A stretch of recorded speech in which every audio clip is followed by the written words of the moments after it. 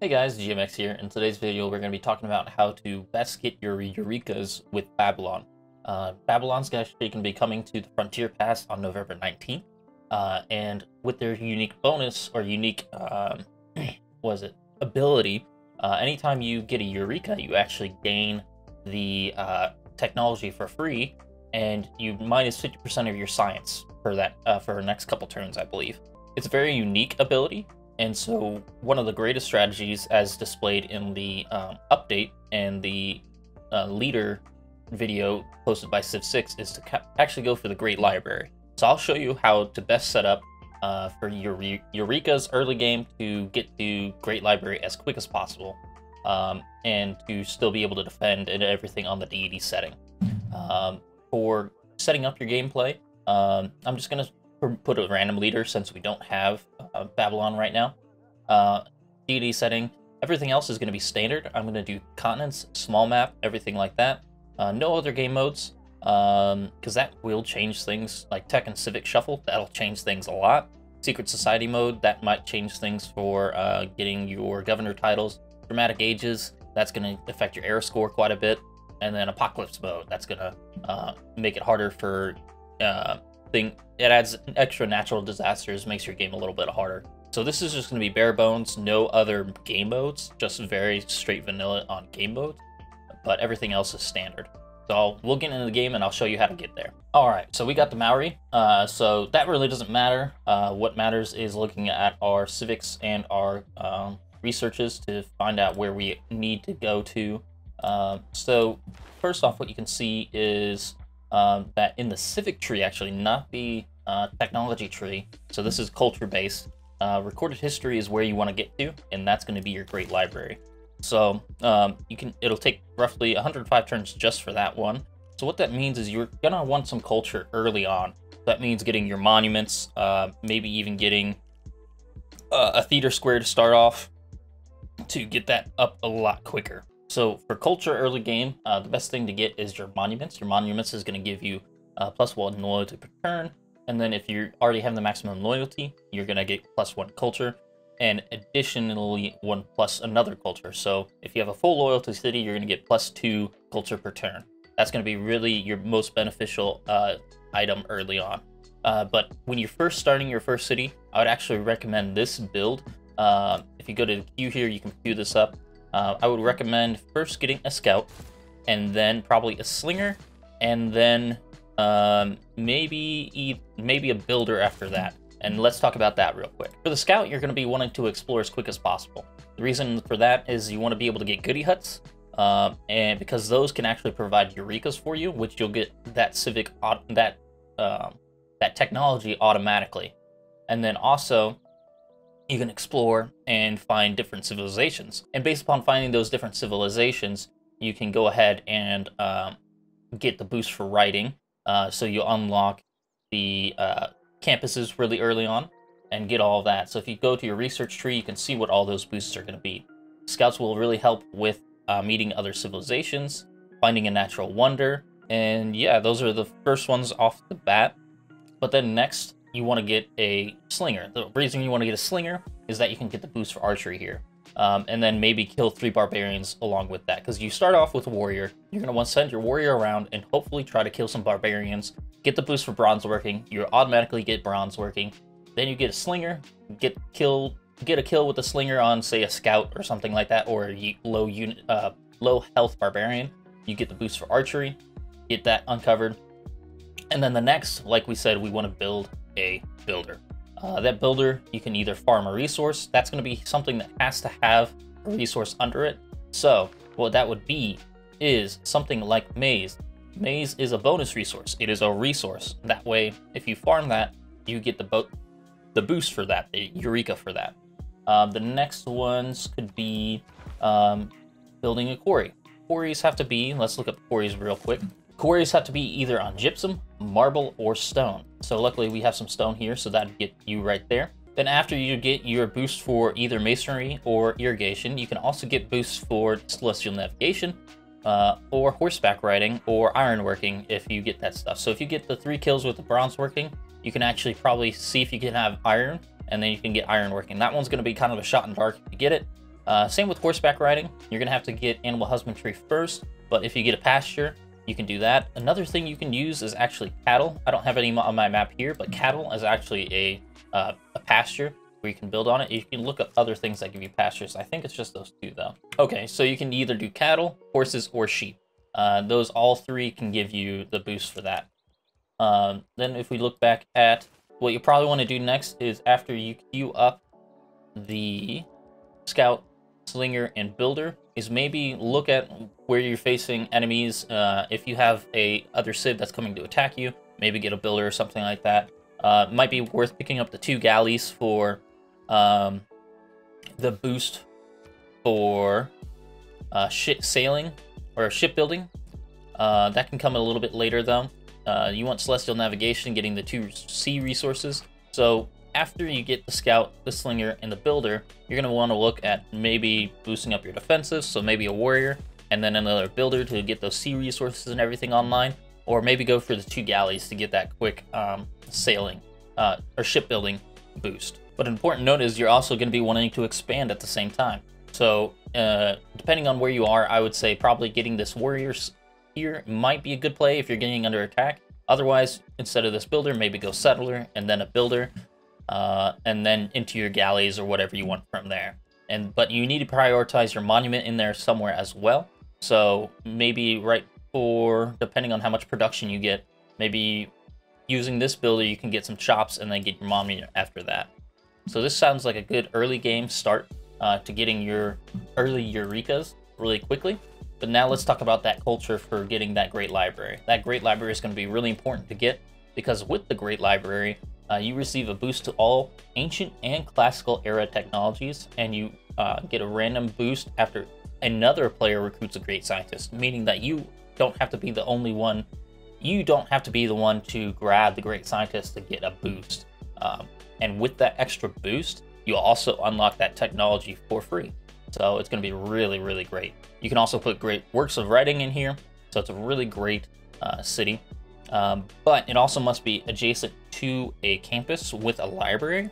But with Babylon's unique ability, once you build your first district, you actually already build the tier 1 building in that district. So if you build a library, if you build a campus, you automatically get a library.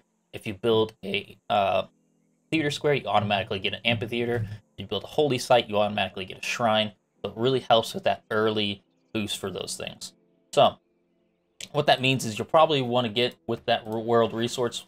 Once you get to writing, immediately build a campus. That campus will automatically have a library attached to it. And then make sure you get your civics up by getting those monuments.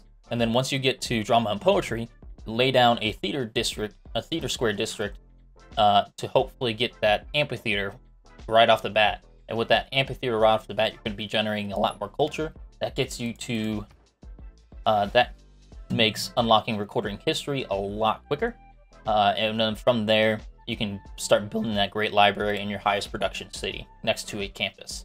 So you got to just balance buildings, you got to balance what civics you have, and then you got to balance what things you need to get for Eurekas. The early ones are pretty easy to find, mainly from scouting things out, as well as farming resources and things like that. So that's going to be your early build for that.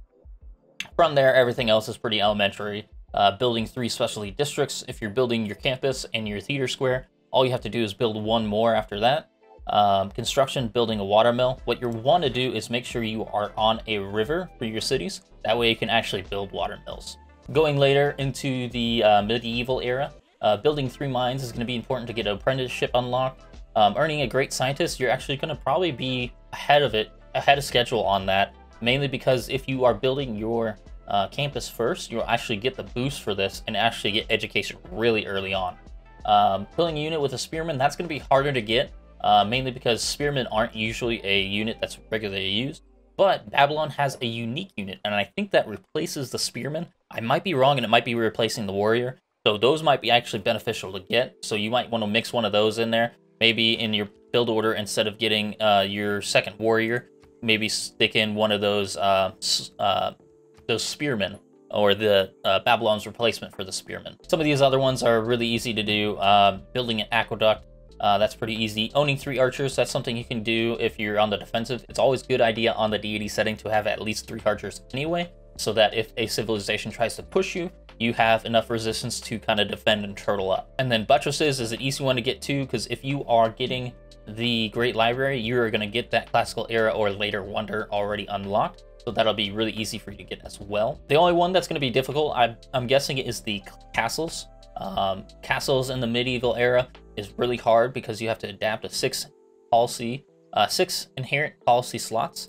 And that's going to be difficult mainly because it's so far along the civic tree, you have to get all the way to either Divine Right or Merchant Republic, which takes usually quite a few turns because it's at the end of the medieval era, almost into the Renaissance era to get those things. So you have to be really culturally advanced to get that. But if you do have a theater square up pretty early, you might be able to excel to that pretty quickly. But I doubt that you're going to be able to get to that before the castle's improvement. And then from there, everything just kind of compounds on there. You're going to want to make sure you get some cities on the coast. And that's why I recommend the continents map type, because you're going to be on the coast, you're going to have rivers, you're going to have inland areas. That's going to be pretty good for you there. You're going to have all that stuff. Mass production is pretty easy to get by building a lumber mill. Having the guild civics, that might be a little bit difficult, mainly because the guild civics is at the end of the medieval era as well, so you're going to want to make sure to get all the way down here. So, but with that theater square, you might be able to get there pretty quickly. To get most of your Eurekas here in the Renaissance era, you can actually see there's actually quite a few standing army kind of things you're going to want to get. Like to get gunpowder, you're going to want to have an armory built up. To get siege tactics, 2 bombards. So metal casting, own 2 crossbowmen. And then square rigging, you want to kill a unit with musketmen. So a good thing for this is to maybe have some barbarians left around, and then you promote to a musketman and get the kill there. That way you don't have to risk going to war or anything like that, unless that's what you're going for, which is totally acceptable too. With your 3 archers for machinery there, you can upgrade 2 of them to crossbow bowmen and get metal casting really quickly. You can actually turn that around really quickly. So as soon as you get machinery, if you have enough gold, you can automatically get metal casting there. Siege tactics, you can own 2 bombards there. There's nothing earlier on for owning a catapult, so that really is going to be something you just have to build straight out. But that's not going to be too hard. Printing, just like I said for education, once you get your writing online, you're going to probably be one of the first ones to get a great scientist, meaning that you're going to be one of the first ones to get education.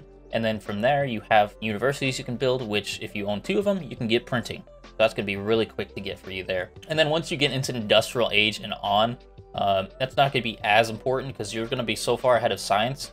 These ones are going to be things that you just get passively.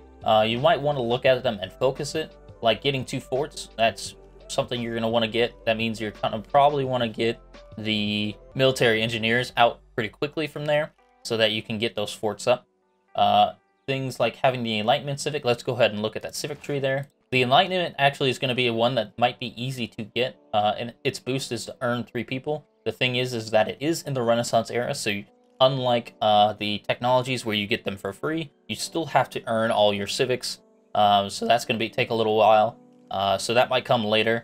So that might be a little bit harder to get, but you're already so far in the tree. Is it really that much of a difficulty to just research that science? The one difficulty is the ones you can't get early boosts for. They're going to hinder you because you do have a 50% penalty to your science from your passive science from getting all these boosts. Steam power to build 2 shipyards. You're already building 2 harbors for cartography if you already got that boost, so it's going to be easy one to get because shipyards are naturally one of the best production makers in coastal cities. Let's see, building 2 banks. You probably want to get that up anyway, mainly because you want science, you want gold per turn, everything like that. Building 2 neighborhoods. Neighborhoods might be a little bit difficult to get as well, because neighborhoods come off later in the tree. That is all the way up at urbanization, which is in the industrial era. So you'll probably want to be searching for those civics that really are harder to get, and you'll have to kind of prioritize them through your civic tree. You might have to skip up on a couple things like mercenaries and things like that to get to where you need to go. And from that, that's going to be my quick and dirty on the best way to get Eurekas for Babylon in the upcoming Sid Meier's 6 Frontier Pass November update. They'll be actually coming up with the heroes as well. That'll be a really interesting thing to look at as well and see how those could affect getting these things up, like things like Hercules, who can actually build districts automatically with two of his charges. So you can get your campus up like that, you can get your theater square up like that. It's going to be really interesting to see how this works with the civilizations and how it works with the game mode. But with basic no game modes enabled, this is my best take on the best way to get your researches done. Make sure you're prioritizing monuments, make sure you get a theater square up, so that way you can get your early culture up. Use things like plantations or things like silk here, where you can get an extra culture, just to boost that early game culture. And then passively through your scouts, your warriors, and slingers, get the early boosts like we talked about. And I think you'll be pretty set up to go. Just be pushing for that great library, and I think you guys will have an excellent time with Babylon and the new Sid Meier 6 civilization update with Babylon.